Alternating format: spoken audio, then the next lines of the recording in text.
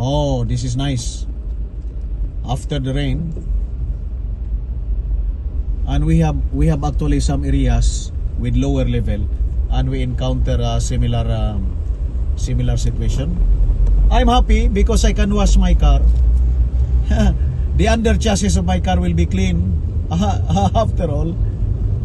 But if this disrupts the traffic, actually, especially the lowered cars, I'm talking here of the sedan,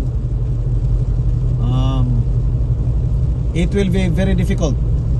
It will be very difficult to pass through. See? But I'm sure the government had prepared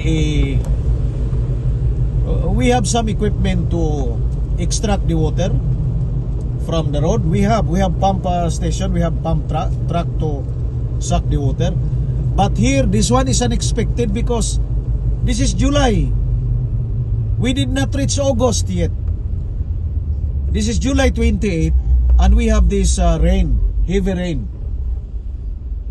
This is unexpected, and I think you cannot blame the service provider for the drainage, because this is actually unexpected during summer season, and we have this heavy rains.